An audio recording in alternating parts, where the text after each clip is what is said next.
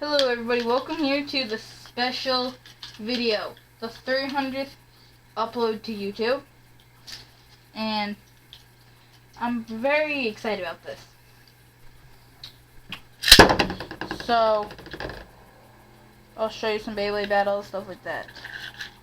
And, so to get to this far though, there's been like so much stuff that's been leading up to this 300th video. Beyblade Metal Epicness, unboxings, battle videos, stuff like that. I'm using a launcher this time though, if you guys have noticed.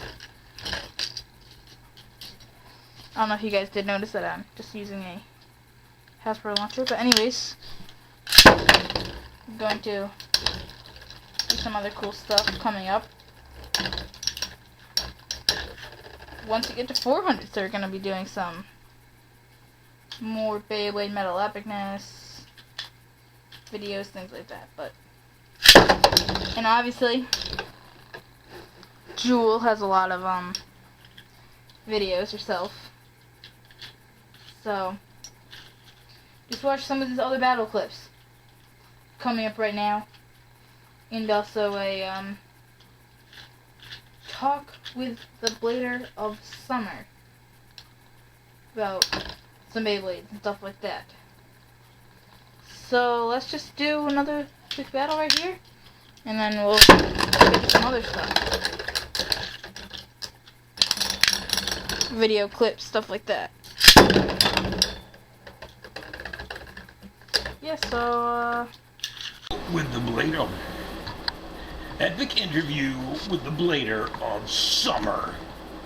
Okay, so this is for the 300th video upload, correct? Yes, indeed. Okay, so how do you feel about having your own YouTube show, the Blader of Summer show?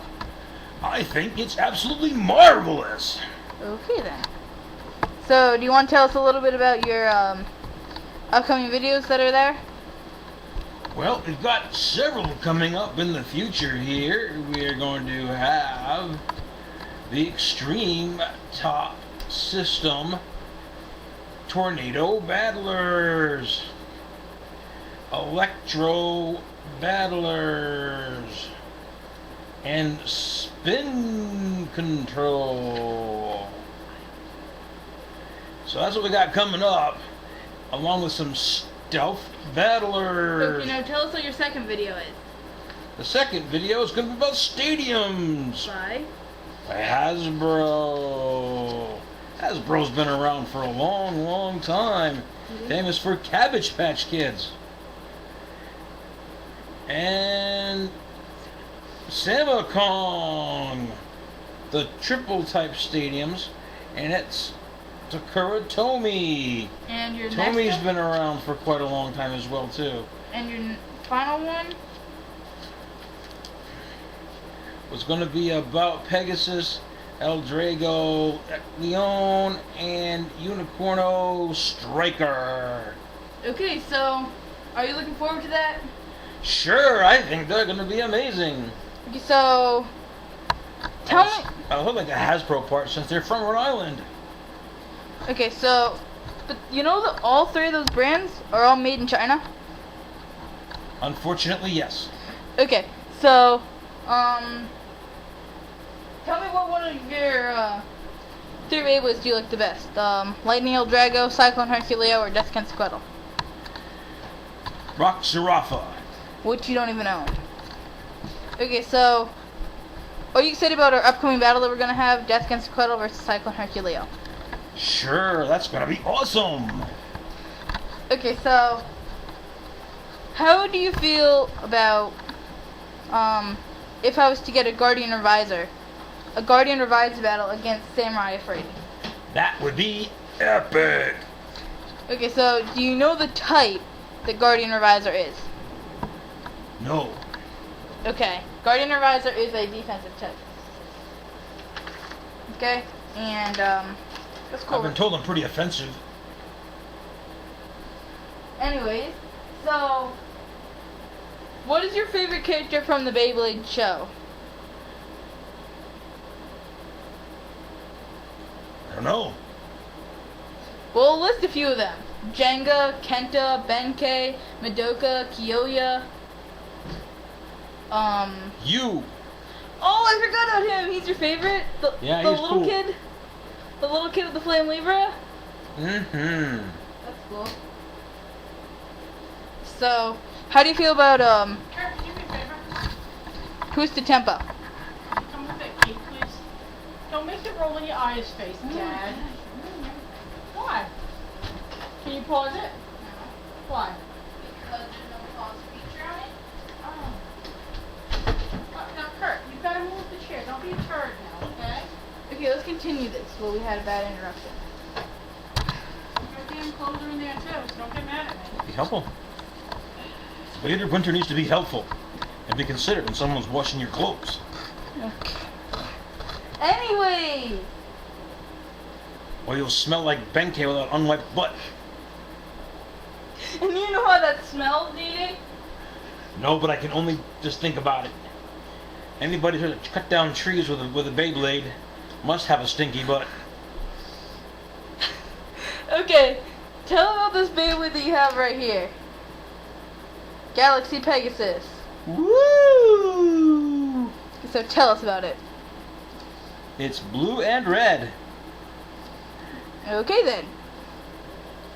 Now, how do you feel about the different features of Beyblade Zero G with the stadiums and the bay parts? Do you think that it says, Yeah, the stadium and the parts there, that's like for that, and I think that could be like really cool because it has those parts, and them parts are really special because it's part of that Zero G thing. I never you know. even finished the So question! that's what's really important about that because it's the Zero G, like the stadium like spins around, so there's this part so that it doesn't fly out of the stadium and whatnot, and so those things are kind of cool that they have like parts and that they can like stay in the stadium and like not fall out, and they can kind of counter the fact that the stadium is spinning all around, and you know, and they have like a plastic thing.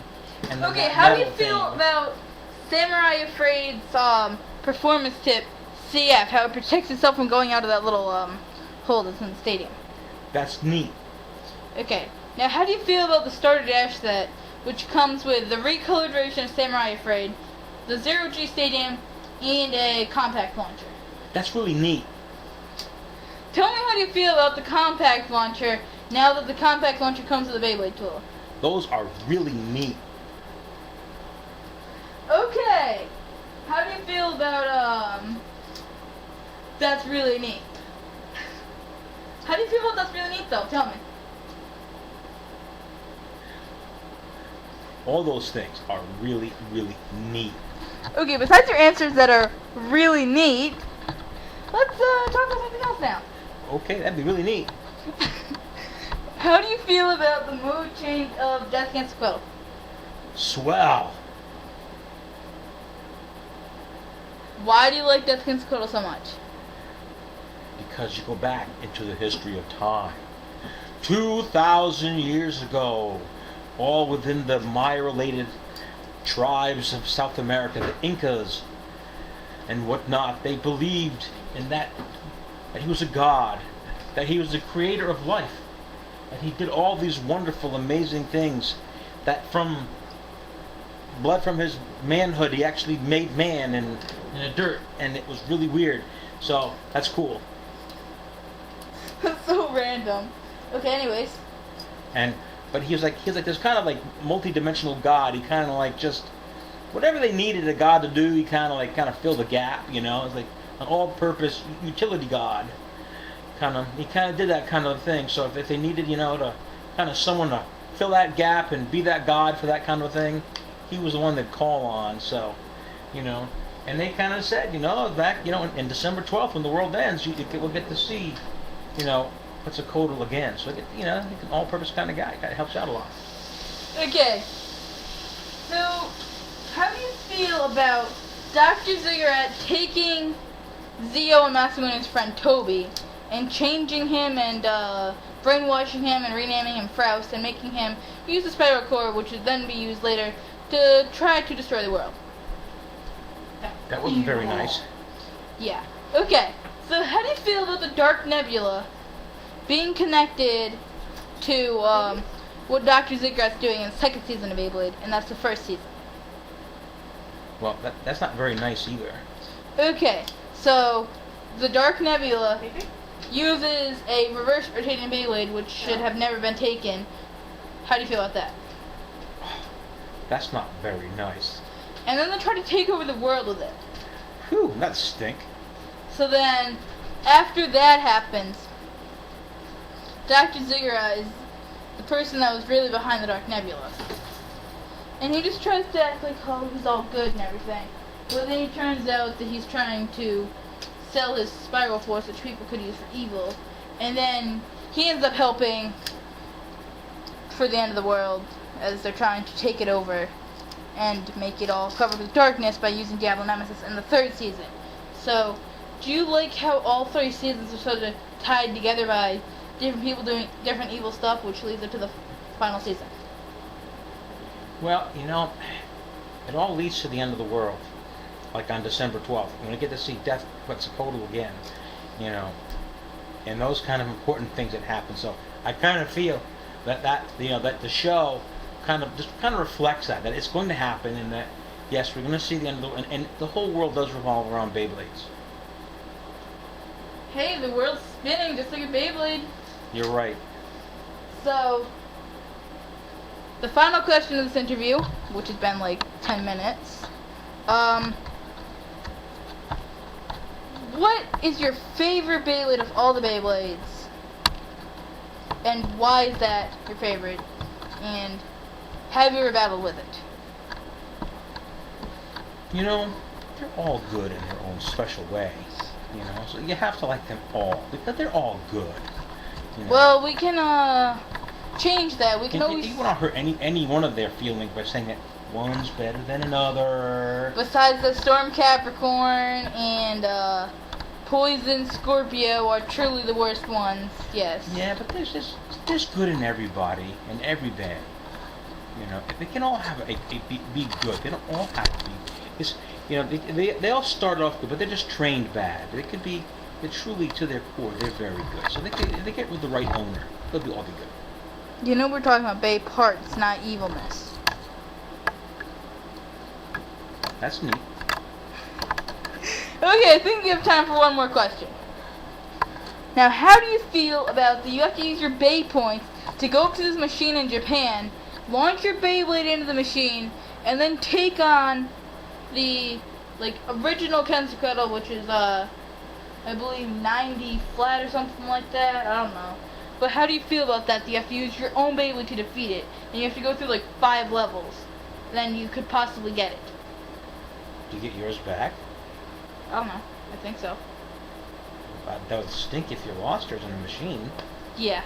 So, this is the end of our interview with the Blader Summer for the 300th YouTube video, and I hope you guys like watching some of these other epic battles. We're going to do some more epic stuff in this video. That'd be neat. Okay, so here's the temperature outside right now. We're just looking around. There's the skies. Whoa, the camera makes it look blue, but it's really dark clouds actually. And the leaves are blowing a little bit. Now I have another storm that I caught footage from over the weekend, and I'm going to show you that. I just figured that I'll bring you outside. American flag, people. Yeah, 4th of July. You know, just to get into that storm mode. And yeah, I'll zoom in on this little thing. I created that. So keep the Blader speeder going and watch this epic storm footage. And I hope you guys liked our interview that we had with the Blader Summer. I think that went pretty cool.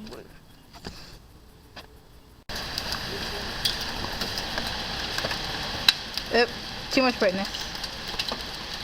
Hail, rain, massive downpour, big storm in Connecticut. Let's go.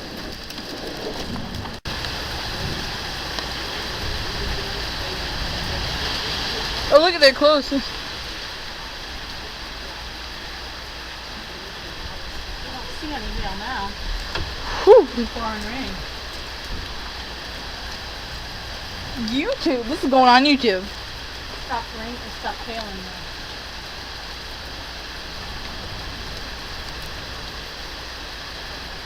Is this very safe to be out here like this?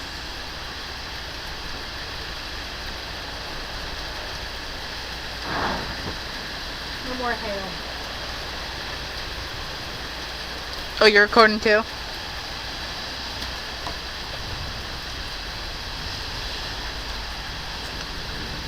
This is one of the biggest storms I've ever seen. See, living in Connecticut, you don't get as big of storms as like other places, you know?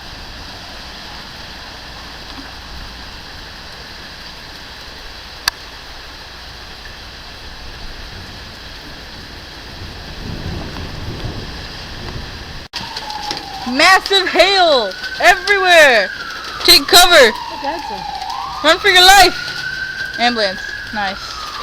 This is high quality, everybody.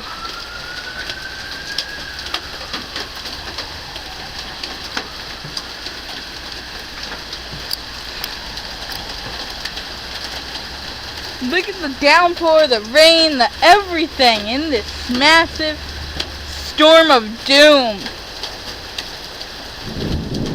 Woo! We're alright, we're alright. You're gonna live.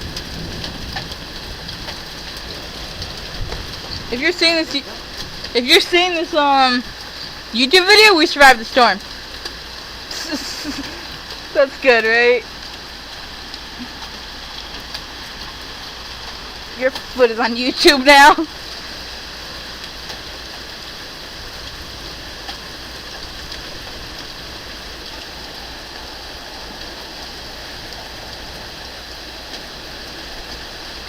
Well, the hail went away, but the rain still isn't gone. We lost TV. You did? Oh, I bet, yeah. We were watching the weather and a boat race thingy, and it's done now. Ooh, I feel Oh, it feels nice. it back here. Ooh, it's cool. Beyblade Stadium. Ooh, sick. This is called Enduring the Storm. Is it bad if my camera gets wet? Yeah, you don't really want your camera wet. I don't know, I'm just gonna stand right there so I can get closer to the action. I like how their clothes are still out there.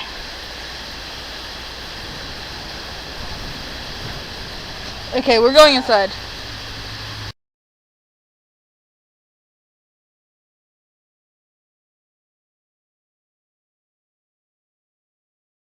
Two, three. Thanks for watching.